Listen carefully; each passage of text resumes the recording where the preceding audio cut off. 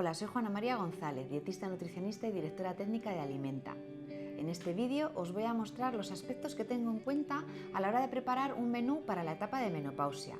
Y además os voy a compartir un ejemplo de menú para esta etapa. Pero vamos a ponernos en situación. ¿Qué es lo que le ocurre a la mujer en la etapa de la menopausia? Bien, se produce una serie de cambios hormonales, más concretamente un descenso de los estrógenos. Este descenso produce cambios a nivel fisiológico y corporal en la mujer, lo que hace unas décadas se consideraba como normal y no se trataba, pero hoy en día tenemos estrategias para abordar esta etapa de la vida y que las mujeres lo vivan de la mejor manera posible.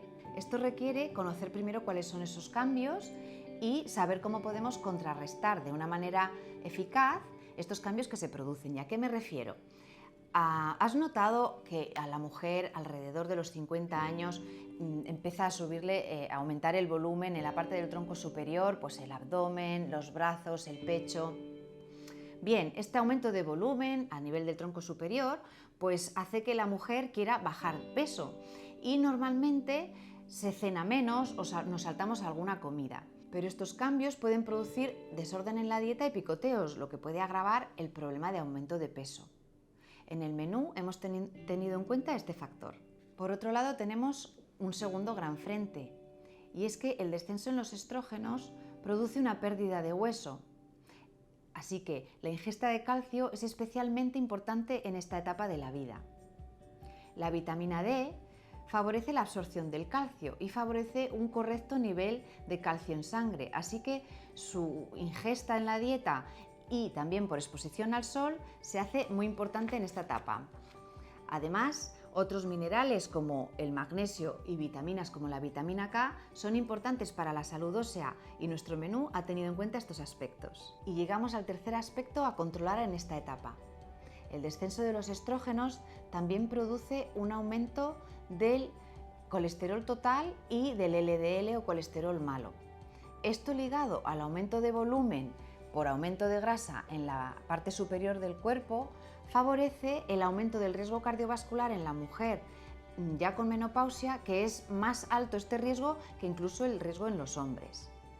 Por esta razón, es muy importante controlar el aporte de grasas de la dieta, reducir el contenido de calorías de la dieta y cambiar las grasas saturadas por grasas insaturadas más saludables a nivel cardiovascular. Todos estos aspectos los hemos tenido en cuenta en nuestro menú.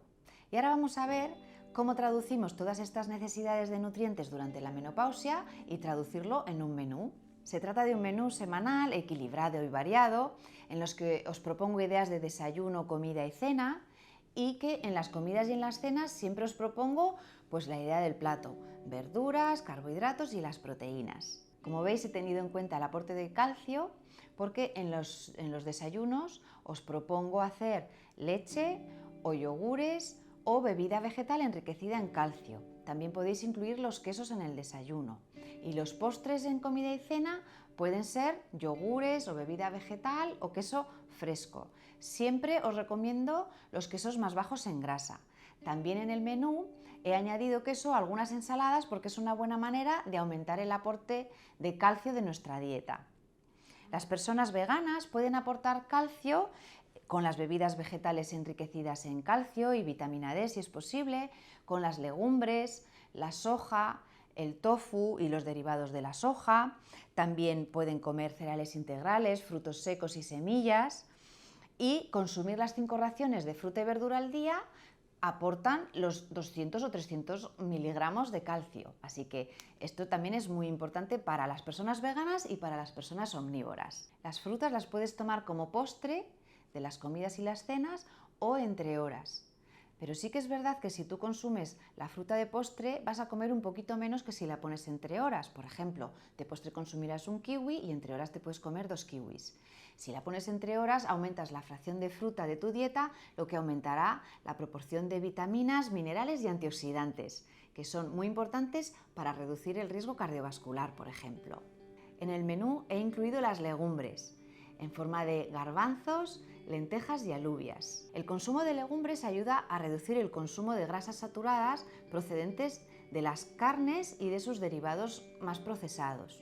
Además, las legumbres contienen esteroles vegetales y fibra que ayudan a reducir el colesterol malo o LDL, y esto hace que las legumbres sean un gran aliado para la dieta asociada a un bajo riesgo cardiovascular. Incluye 2 o 3 veces a la semana frutos secos, crudos o tostados.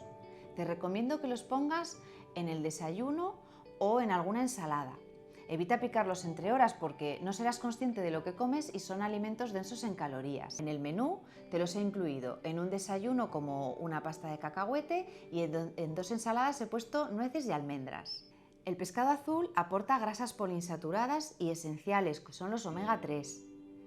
Esto nos ayuda a reducir el riesgo cardiovascular y además el pescado azul es de los pocos alimentos saludables que son ricos en vitamina D y además contienen calcio, lo que favorece la salud de nuestros huesos. Te recomiendo que consumas también pescados pequeños, al natural o en conserva, porque las conservas de pescados pequeños también tienen las espinas, que son un aporte extra de calcio en tu dieta. A la hora de cocinar, ten en cuenta la cantidad de aceite que usas para hacer tus preparaciones y los aliños.